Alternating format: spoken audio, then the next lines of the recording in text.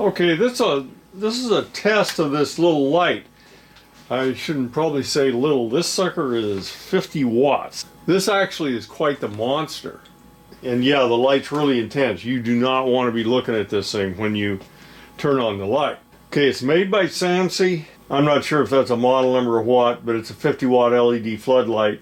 This is actually for outside. I'm not going to use it inside when I do this, but I don't know where it's really going to end up. They'll probably, I think they usually give me a buying link before I publish this. What I'm going to do is I'm going to mount this over this little table. This is my electronics, we'll call it the electronics dump, because this is where I work in electronics and this is where I leave all my junk most of the time.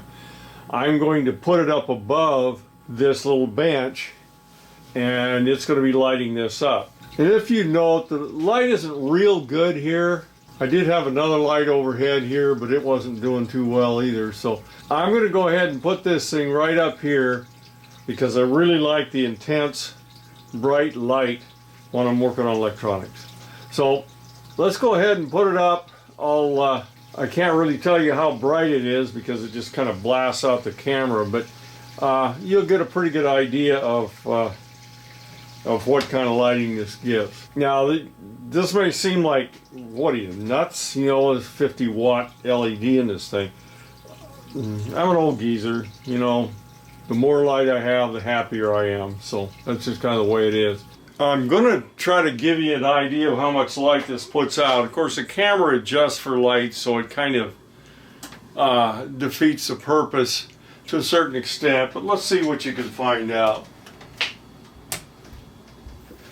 Okay, you can see it pretty much flashed out the camera when it first came on. And then it's adjusted down to about where it is. I can tell you, this is far better than what I had before. I actually had 6 10 watt LED lights on a little reflective light here. And that was 60 watts and it didn't put out anywhere near what this thing's putting out. So it's a better product. Whether I'll leave it here or not, I'm not sure. I may use it for something else. It is outdoor.